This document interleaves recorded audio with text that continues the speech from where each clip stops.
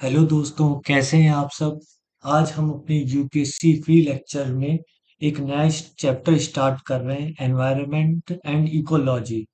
इसमें हम जो आप यूपीएससी के सिलेबस में देखते हैं कि एनवायरनमेंट का काफी अच्छा पोर्शन यूज होता है, उसके बारे में हम पढ़ेंगे। हम यहाँ पर आज पहला chapter, chapter 1 environment and ecology के बारे में पढ़ेंगे। इसको हम इंट्रोडक्शन चैप्टर की टाइप से कंसीडर कर सकते हैं। इसमें हम बेसिक डेफिनेशंस जो कि टर्मिनोलॉजीज के रूप में यूज होती है एनवायरनमेंट में, बेसिक अंडरस्टैंडिंग ऑफ एनवायरनमेंट, वो सब देखेंगे। तो आइए स्टार्ट करते हैं। जैसे कि आप जानते हैं कि हम आदमी लोग या फिर हम एवरी इंडिविजुअल जो भी आदमी है, प्राणी है, वो सरवाइव होने के लिए उसको एक अपने आसपास के एनवायरनमेंट का कुछ कुछ नॉलेज होना चाहिए, जिसके कारण वो सरवाइव कर सके। जैसे कि पुराने हम एग्जांपल लेकर के बता सकते हैं, जैसे आदिवासी हैं, तो वो वहां पर केव्स में रहते थे, तो उनको पता था कि है ना, दिन में हम सेफ हैं या रात में हम सेफ हैं। ये सब चीजें कंडीशंस को लेकर के चलते थे, और ऐसे ही हमारा एवोल्यूशन फेज हुआ, प्रोसेस हुआ। तो ये सब चीजों को देख करके, समझ करके हम बता सकते हैं कि एनवायरनमेंट एक बहुत बड़ा एक रीजन है ना, जो हमारे सोसाइटी को आगे ड्रिवन करने में इफेक्ट करता है। तो आइए स्टार्ट करते हैं। पहला point, every individual,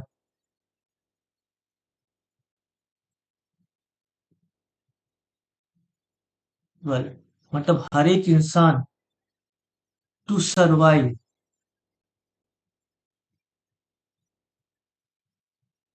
needed have definite amount of knowledge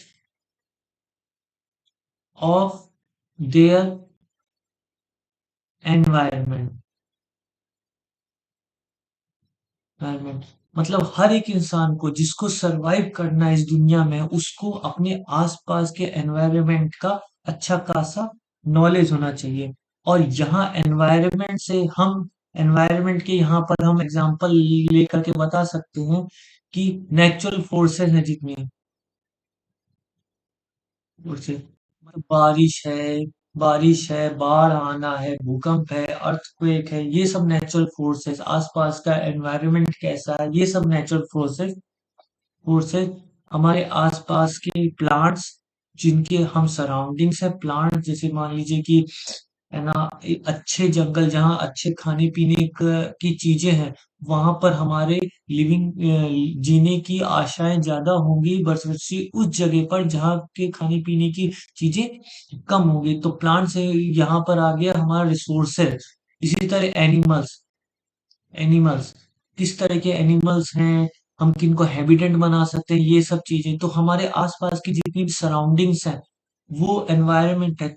उस चीज को हम कह सकते हैं कि है ना, वो एक एनवायरनमेंट है और हमें उसकी नॉलेज होनी चाहिए। जैसे कि आप evolution, through out the evolution के पीरियड में हम जाकर सोचते हैं पहले, तो इंसानों ने क्या किया, इंसानों ने सबसे पहले खेती करना सीखा। खेती करना उन्होंने कैसे सीखा, उनको उन्होंने आसपास ऑब्जर्व किया कि हम कौन सी पौधों का पेड़ का खा सकते हैं, कौन सी क्रॉप्स की जो फ्रूट है वो खा सकते हैं। उनको उन्हें कल्टीवेट करना देखा, उन्होंने ऑब्जर्व किया कि जमीन के अंदर कोई बीज जाता है तो पौधा बनता है, फिर उससे वही चीज निकल के आती है जो चीज उन्होंने खाई होती है। इसी तरह अलग अलग प्लांट्स उनके लिए किस तरीके से उपयोगी हैं। इसी तरह एनिमल्स हैं, कुछ एनिमल्स बहुत सारे हिंसक होते हैं, उनका डोमेस्टिकेशन नहीं कर पाए, कुछ कम हिंसक होते हैं, उनका डोमेस्टिकेशन कर लिए अपनी सिक्योरिटी के लिए। तो हर एक चीज, हर एक आदमी को, हर एक इंसान को अपने आसपास के सराउंडिंग का एक अच्छा खासा नॉलेज होना चाहिए, जिससे वो सरवाइव कर सके। और ये चीज सिर्फ इंसान के लिए नहीं, एनिमल के लिए भी उतनी ही ज्यादा एप्लीकेबल है। जैसे आप एक एनिमल को ही लेकर के चलिए, शेर, चीता, टाइगर, वो अपने आसपास के एनवायरनमेंट को अच्छी तरीके से एनालाइज करते हैं। कोई जानवर झुंड में रहना पसंद करता है, कोई जानवर अकेले रहना पसंद करता है। सर्दियाँ ज़्यादा पड़ रही हैं, तो जानवर गर्म इलाके की तरफ, जैसे पक्षियों का माइग्रेशन होता है, जो ये सब चीज़ें हम आगे एनवायरनमेंट में पढ़ेंगे, है ना? उनका माइग्रेशन होता है, ये सब चीज़ें जो नेचुरल फोर्सेस हैं, सर्दी, गर्मी, बरसात, कहीं सनलाइट ज़्यादा आ रही है, ये सब नेचुरल फोर्स है ना? कहीं बारिश ज़्यादा है, ये सब नेचुरल फोर्स है। तो हमें एनवायरनमेंट का, हर एक आदमी को जिसको सर्वाइव करना है, उसको अपने एनवायरनमेंट का अच्छा खासा ध्यान होना चाहिए। अभी जैसे हम आगे और जैसे जगह जैसे है ना, नेचुरल फोर्सेस क्यों इंपॉर्टेंट है? जैसे कि हम एग्रीकल्चर को ले लें, एग्रीकल्चर को ही ले लें। अब एग्रीकल्चर में एक फिक्स क्रॉप पैटर्न होती है, फिक्स क्रॉप पैटर्न होती है। वो फिक्स क्रॉप पैटर्न कई सारी चीजों पे डिपेंड करती है, जैसे कि रेनफॉल के बारे में। रेनफॉल, पहले के जमाने में जब हमारे पास वाटर के अच्छे सुख संधान नहीं थे, तो हम टोटली वाटर के लिए हम रेनफॉल पर डिपेंड करते हैं। और रेनफॉल क्या है? फोर्स ऑफ नेचर, मतलब ये नेचुरल फोर्स है, एक तरीके से मान लीजिए, आदमी ने अपने से नहीं बनाया, नेचुरल फोर्सेस है। इसी तरह सनलाइट, सनलाइट आप ये देखते हैं, कोई सारे पौधे ट्रॉपिकल रीजन में होते हैं, कोई नहीं होते। ये कह रहा है अमाउंट ऑफ सनलाइट रिसीव। और ये आप ये भी जानते हैं कि सनलाइट एक ओनली ओनली सॉरी, ओनली नहीं बोलेंगे यहाँ पर, ओनली नहीं बोलेंगे, इसको बोल सकते हैं आप कि सनलाइट और सन एक major source of natural energy है। मतलब ऑल ओवर फोटोसिंथेसिस को लेके चलिए, या हीट, टेम्परेचर अर्थ जो रिसीव करती है, उसका मेजर सोर्स सनलाइट ही है। इसी तरह अब आगे हमने समझ लिया कि हर एक आदमी जो एनवायरनमेंट को अपने एनालाइज करता है, समझता है, उस हिसाब से वो सरवाइव करता है, उसको उसकी कैसे न कैसे उसको उसकी नॉलेज होती है। अब हम अपनी नेक्स्ट डेफिनेशन की तरफ बढ़ जाते हैं, इसको हम कहेंगे इकोलॉजी। लॉजी, कई सारे लोग इकोलॉजी और एनवायरनमेंट में कंफ्यूज हो जाते हैं। तो इकोलॉजी एनवायरनमेंट टोटली डिफरेंट चीज है। इकोलॉजी की डेफिनेशन, एज पर डेफिनेशन है, is the ecology is the branch of science which studies the inter relationship of organisms among themselves and their environment। मतलब कि जितने भी ऑर्गेनिजम्स हैं, चाहे इंसान हो या बाकी ऑर्गेनिज्म, वो आपस में एक दूसरे से कोई ना कोई एक रिलेशनशिप है ना, मेंटेन करते हैं, और साथ ही साथ अपने एनवायरनमेंट के साथ भी कोई ना कोई रिलेशनशिप मेंटेन करते हैं। उस उस चीज की स्टडी को हम इकोलॉजी कहते हैं। फॉर एग्जांपल, आपने देखा होगा कि हर्बी वोरस एनिमल्स हैं। Example, deer. डियर ये टोटली डिपेंड है हमारे ग्रास पर और, है ना, वेजिटेरियन थिंग्स पर। बट बट डियर का शिकार कौन करता है? लॉयन। लॉयन टाइगर ये एक कार्निवोरस एनिमल है। तो ये जो डियर है, ये डियर किसका शिकार करता है? ये डियर, ये ये सॉरी, डियर की स्पेलिंग भी गलत है ना? जो लॉयन और टाइगर है, ये डियर का शिकार करता है, कार्निवोरस एनिमल्स है। तो लॉयन और टाइगर अपनी अपनी सर्वाइवल के लिए डियर को एज ए फूड ट्रीट करता है। बट डियर किसको एज ए फूड ट्रीट करता है? जो ग्रास है या फॉरेस्ट में जो कोई भी उसके खाने के वेजिटेबल्स हैं, वेजिटेशंस हैं, उन पे डिपेंड करता है। तो इस तरीके से एक रिलेशनशिप बन गई। ये जो रिलेशनशिप होती है, ये जो रिलेशनशिप होती है इसकी स्टडी को हम इकोलॉजी कहते हैं। इसकी रिलेशनशिप को हम इकोलॉजी कहते हैं। अब लॉयन अकेला डियर पे तो लॉयन अकेला डियर पे तो डिपेंड होता नहीं है। वो अपनी आसपास की सराउंडिंग्स पे भी डिपेंड करता है। सराउंडिंग पे भी डिपेंड करता है। फॉर एग्जाम्पल इसके कॉम्पिटिटर कौन है, मतलब लॉयन लॉयन का कॉम्पिटिटर टीटर टाइगर है। टाइगर है। सो ये दोनों ये दोनों लॉयन का अगर कंपिटिटर टाइगर है, तो लॉयन का टीगर तो जो डियर है, डियर जो एक फूड है, उसको ये दोनों आपस में शेयर करेंगे। तो एक तरीके से ये अपने सराउंडिंग्स से कुछ एज ए कंपटीशन के रूप में एक दूसरे से इंटरेक्ट कर रहा है। इसको भी हम इकोलॉजी करेंगे। इस जो रिलेशनशिप को हम एक इकोलॉजी के रिलेशनशिप को हम एक इकोलॉजी की तरह हम ट्रीट करेंगे। और इसी तरह जो बाकी चीज है, जैसे मान लीजिए कि कोई है ना, वाटर है एक रीजन में, इस वाटर पे काफी सारे एनिमल्स सरवाइव करते हैं।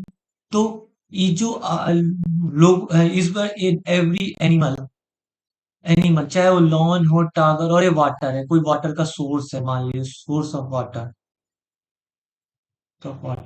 तो सारे एनिमल इस पे वाटर पे ट्रीट करेंगे। तो एनिमल्स का इस वाटर के साथ जो इंटरेक्शन हो गया, वो भी इकोलॉजी, उसकी स्टडी को भी हम है ना इकोलॉजी में पढ़ते हैं। इसका जो साथ रिलेशनशिप हो गया, इसकी उसको भी हम है ना इकोलॉजी में पढ़ते हैं। तो बेसिकली इकोलॉजी कैसे कैसे डिफाइन की गई, कि मान लीजिए कोई एक फॉरेस्ट है, तो वहां पर कौन किस तरीके से है ना, जैसे मान लीजिए कि आपका एक फॉरेस्ट है, अब यहाँ पर एक वाटर लाइन जा रही है, तो निश्चित बात है कि आपकी जो डियर्स हो गए या हर्बीवोरस एनिमल्स हो गए, यहाँ पर घास भी ज्यादा उगेगी, है ना, ग्रास भी यहाँ पर ज्यादा उगेगी। यहाँ पर ग्रास ज्यादा जो होंगे, ग्रास ज्यादा होंगी, तो यहाँ पर इस एरियाज में ना क्या बोलते हैं, है ना, डियर्स की पॉपुलेशन ज्यादा होंगी।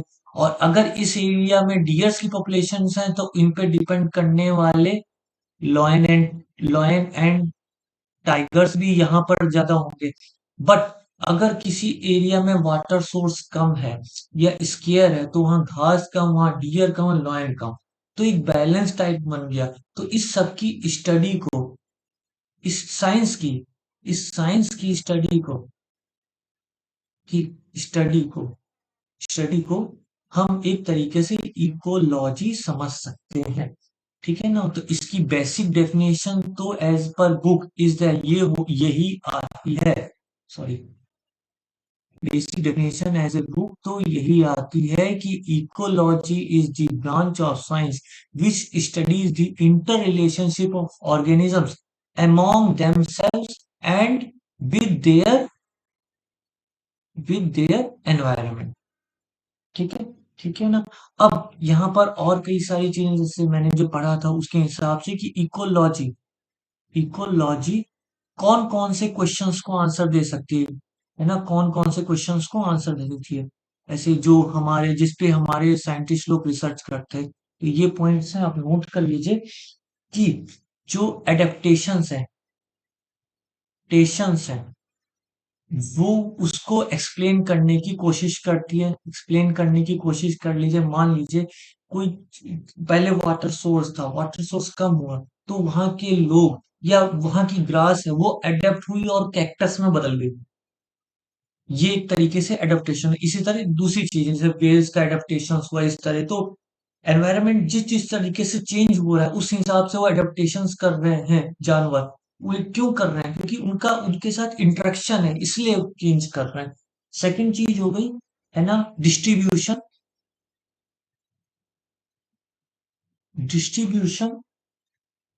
And abundance. रुकिए मैं इसको अच्छे से स्पेलिंग लिख देता हूँ।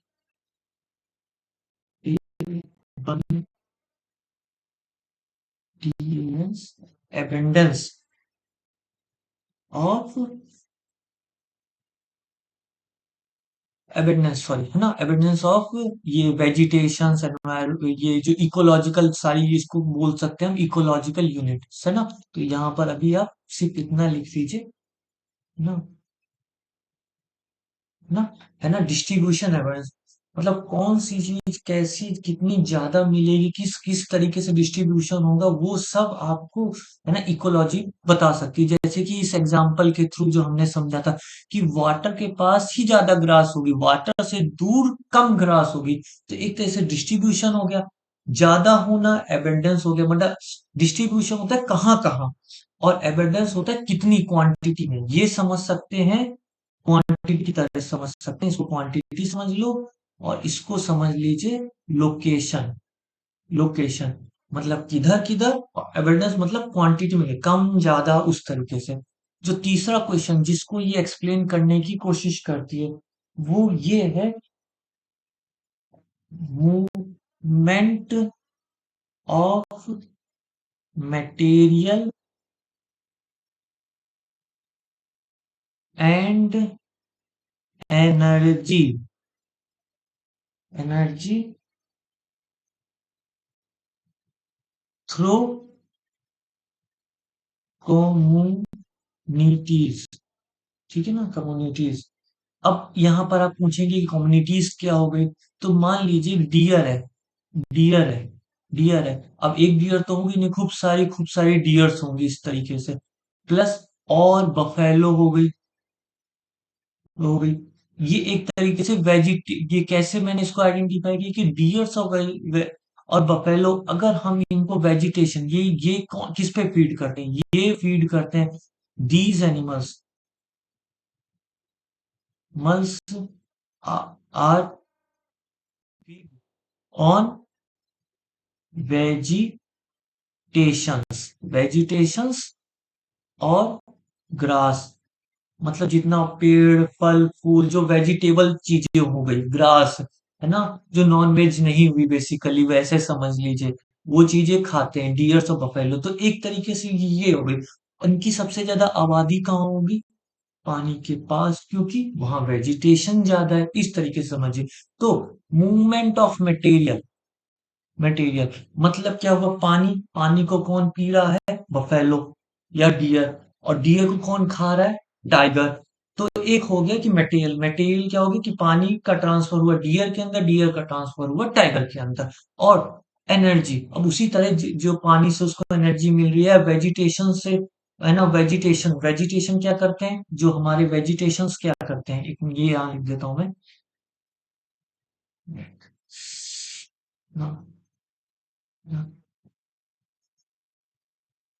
वेजिटेशंस क्या करते हैं, ये फोटोसिंथेसिस करते हैं, फोटोसिंथेसिस करते हैं। ये क्या करते हैं, सनलाइट, फोटोसिंथेसिस क्या होती है, जो आपको सबको ज्यादातर को पता होगा, सनलाइट के प्रेजेंस में, है ना, in presence of sunlight plants and vegetations, है ना, production make their food and oxygen. Basically basically basically photosynthesis process से ये सनलाइट की की एनर्जी को एक तरीके से हमारी केमिकल एनर्जी में कन्वर्ट करते हैं, कन्वर्ट करते हैं। केमिकल एनर्जी क्या होती है, केमिकल एनर्जी होगी जो केमिकल्स होंगे, और हमारे जो फूड्स के अंदर जो न्यूट्रिशंस है, vitamin, vitamin A, vitamin B, etcetera, है ना, इटसेट्रा, एक तरीके से ये केमिकल हो गए, केमिकल्स हो गए, और ये सब हमारे प्लांट्स में पाए जाते हैं, तो ये चीज वो बनाते हैं। अब इन सब विटामिन को और ये वेजिटेशन केमिकल एनर्जी को कौन कंज्यूम करता है, इसको हमारे जो हर्बीवरस एनिमल्स कंज्यूम करते हैं, जैसे कि डियर, ठीक है ना। अब डियर्स के आने के बाद इनकी जो एनर्जी होगी, इनकी मसल्स में स्टोर हो जाती है, और वो भी एक तरीके से केमिकल एनर्जी होगी, क्योंकि मसल्स में कौन सी एनर्जी स्टोर होगी, उसमें स्टोर होंगे कार्बोहाइड्रेट्स, प्रोटीन प्रोटीन फैट्स, है ना, carbohydrate protein fats and other तरीके से अमीनो एसिड्स। इसके बारे में तो आपको पता ही होगा, अगर आपको थोड़ा बहुत इसकी नॉलेज होगी। नहीं तो ये आपको मैं, जब हम दूसरा सब्जेक्ट पढ़ाएंगे शायद साइंस एंड टेक, उसमें ये कवर अप हो जाएंगी। या विटामिन हो गए, इनको कौन कंज्यूम करे, डियर को कंज्यूम करने का, लॉयन कंज्यूम कर लिया तो उसके पास ये जो एनर्जी है जो carbohydrate protein fats amino acids के फॉर्म में है, वो लॉयन के अंदर आ जाएगी। इस तरीके से ट्रांसफर हो रहा है।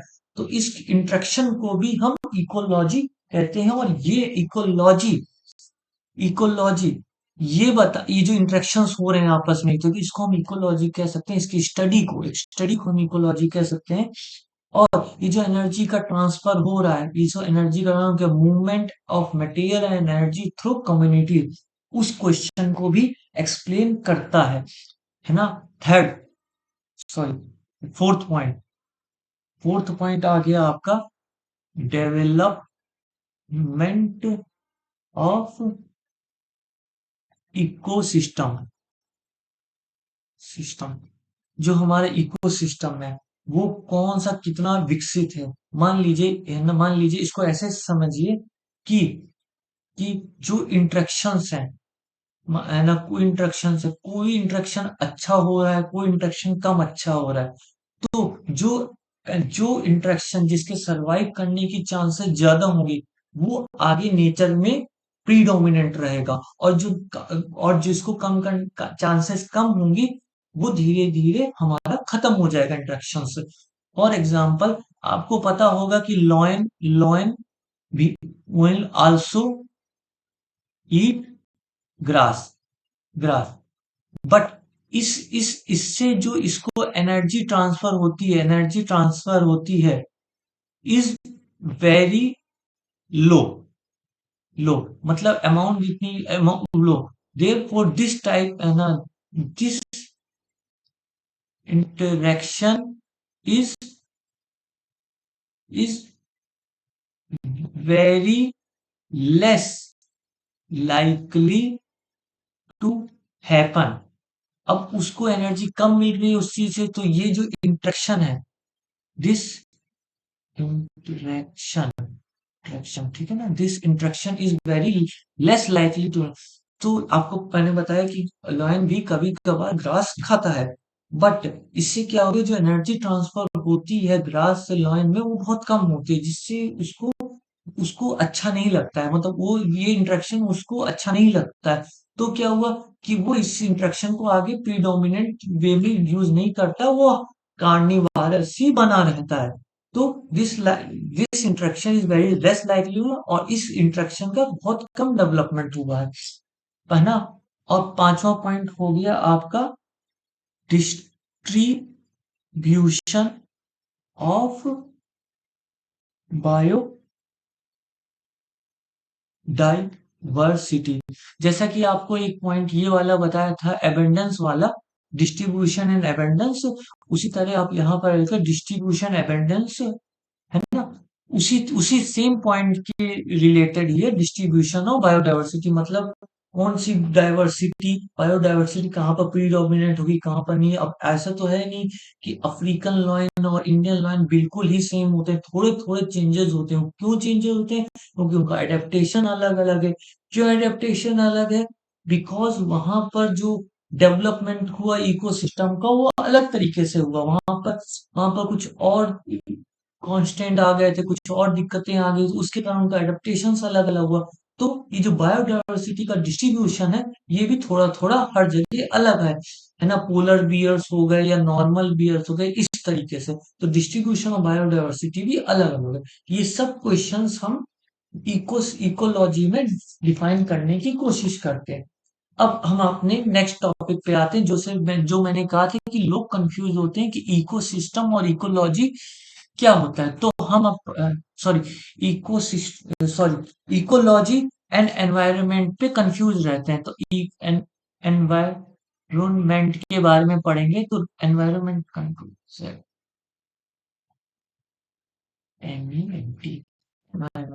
एनवायरनमेंट को अगर हम सबसे सिंपल तरीके से समझना चाहेंगे तो इससे मैंने आपको ऊपर बताया, इसको कह सकते हैं सराउंडिंग्स, आसपास के आपकी कैसे। एनवायरनमेंट को बेसिकली दो भागों में बांट सकते हैं अपन, है ना। एक होता है बायोटिक, एक होता है अबायोटिक।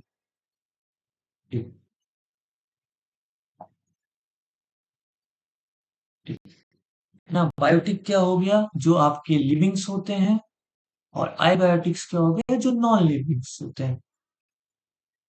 ठीक है ना। अब पहले एनवायरनमेंट की डेफिनेशन लिख जाते हैं।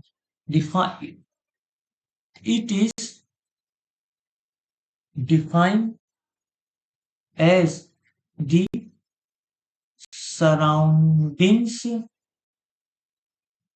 And conditions in which an organism lives. मतलब वो सराउंडिंग्स और वो कंडीशन जिसमें कोई भी ऑर्गेनिज्म रहता है, जीता है, उसको हम एनवायरनमेंट बोल देंगे। इसका बायोटिक और अबायोटिक हो गया। अब हम धीरे धीरे बायो इन सब चीजों के बारे में, तो सबसे पहले हम चलते हैं अबायोटिक। अबायोटिक ये हो गया जो नॉन लिविंग थिंग्स होती हैं, जो नॉन लिविंग थिंग्स होती हैं, जो हमारे, अब आप खुद सोचे, नॉन लिविंग थिंग जो हमारे रहन सहन पर प्रभाव डाले तो कौन कौन से हो सकती हैं, तो वो होती हैं फोर्सेस ऑफ नेचर, सिंपल से शब्दों में। जैसे कि हमारी लाइट, सनलाइट, सनलाइट, सनलाइट क्यों चाहिए सनलाइट, फोटो सिंथेसिस के लिए चाहिए, फोटो सिंथेसिस के लिए चाहिए सनलाइट, है ना। सेकंड क्या चाहिए, ये हमारे जो सन की रेज, हम ये हमारे, मान लीजिए कि अर्थ है, अर्थ है, इस पे सन की रेज गिर रही है।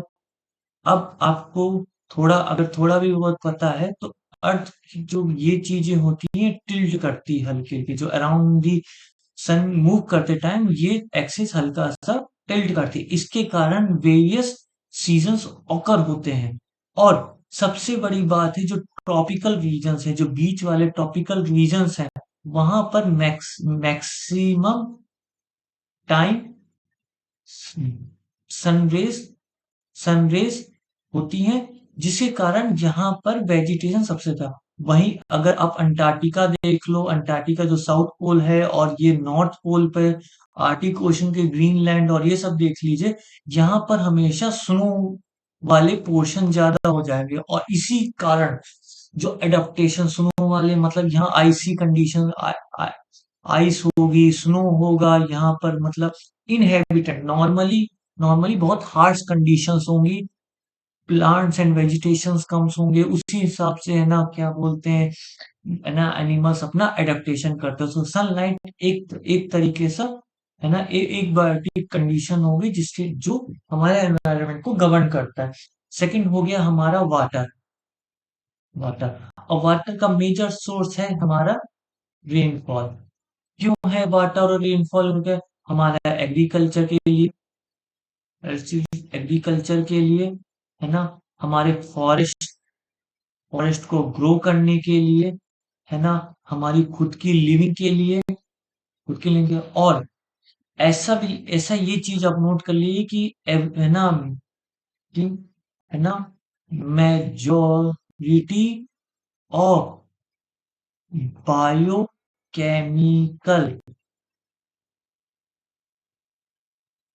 रिएक्शंस, है ना, मेजोरिटी ऑफ बायोकेमिकल रिएक्शंस, है ना,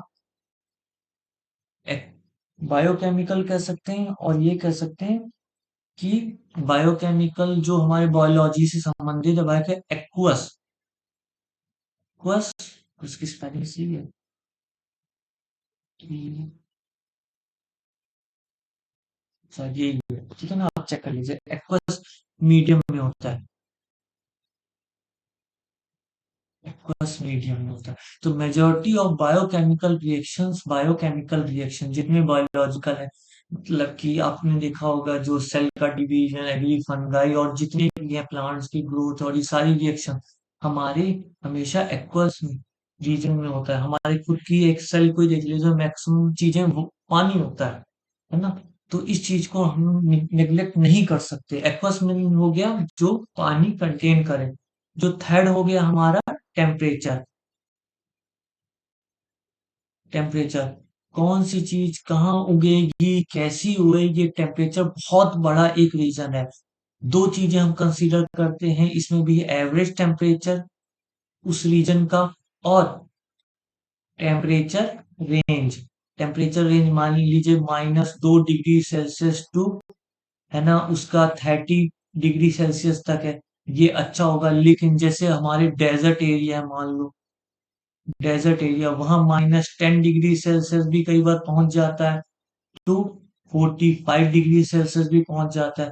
तो ये जो टेम्परेचर रेंज बहुत हार्श रीजन्स में जा रही है, बहुत हार्श रीजन में, ये देखिए -10 डिग्री सेल्सियस भी बहुत हार्श है और 45 डिग्री सेल्सियस भी बहुत हार्श है।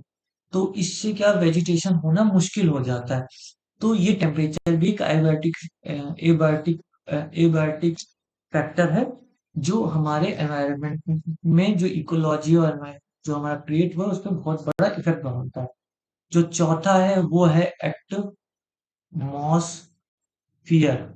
एटमॉस्फेयर से क्या हो गया, एटमॉस्फेयर में हो गया जो है ना कंपोजिशंस हैं, कंपोजिशंस हैं ऑक्सीजन की, नाइट्रोजन की, नाइट्रोजन की, सी कार्बन डाइऑक्साइड की कितने परसेंट है, क्या है, ये किसी भी प्लांट का हैबिटेंट है या नहीं वो बताने के लिए कि ह्यूमंस में रह नहीं पाते, रह सकते हैं कि नहीं।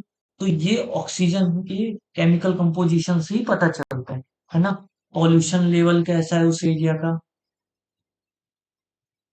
ये सब फैक्टर्स, ठीक है ना। तो अब जो आज के चैप्टर में हमने जितना भी पढ़ा उसका अगर हम कंक्लूजन्स देखेंगे, तो सबसे पहली बात है कि अगर हम रिवीजन भी करना चाहें तो हम ये देखते हैं कि इकोलॉजी एक तरीके का इंटरेक्शन, एक तरीके का हमारा, है ना, इंटरेक्शन की इंटरेक्शन की स्टडी है जो अपने आसपास के एनवायरनमेंट पे, और इंट- वो इंटरेक्शन की स्टडी है जो हमारे आसपास के एनवायरनमेंट में और हमारे आपस में जो इंटरेक्शन है वो, और जो एनवायरनमेंट है वो हमारी बेसिकली सराउंडिंग्स हो गई, ठीक है ना। ठीक है। और अगर इस पे बाद में कुछ ऐसा मान लीजिए कि आपको लिखना पड़े कि ना क्या बोलते हैं, लास्ट में कुछ ऐसा एनवायरमेंटल क्वेश्चन आ जाए, तो ये लिख लीजिए, ये लिख दीजिएगा कि living organisms living organism needs both biotic and a bio biotic components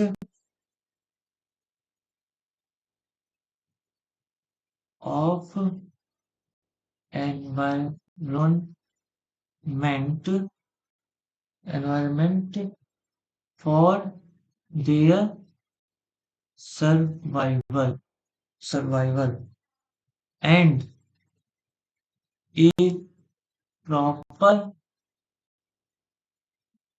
balance between living organism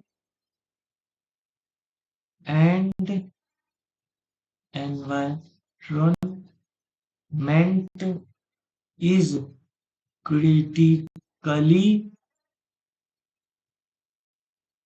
important important for their survival means living organisms को बायोटिक और एबायोटिक कंपोनेंट्स दोनों है ना, दोनों की नीड होती है अपने सर्वाइवल के लिए, है ना। और इन सब का एक प्रॉपर बैलेंस होना चाहिए, है ना, एनवायरनमेंट के, जो कि उस, है ना, एनवायरनमेंट के लिए, ताकि उसका सर्वाइवल अच्छे से हो सके। सिंपल सी एक लाइन है, जैसे living organism needs both biotic and abiotic components, मतलब लिविंग ऑर्गेनिज्म को, है ना, बायोटिक कंपोनेंट्स और एबायोटिक कंपोनेंट्स और एनवायरनमेंट दोनों की जरूरत होती है अपने सर्वाइवल के लिए। और इसके ऊपर एक प्रॉपर बैलेंस होना चाहिए, ताकि ताकि उसका अच्छे से सर्वाइवल हो सके। बस ये है आज, आज के लिए बस इतना ही। थैंक यू आप सबका। प्लीज मुझे सपोर्ट करिएगा, ताकि मैं और आगे और ऐसे लेक्चर बना सकूं। मैं मानता हूँ कई बार मैं अटक जाता हूँ, या मेरी थोड़ी राइटिंग वैसी है ना, बट मैं अपना 100% दे रहा हूँ, ताकि मैं और आप, हम दोनों का ही सिलेक्शन हो पाए। प्लीज मुझे सपोर्ट करिएगा। Thank you.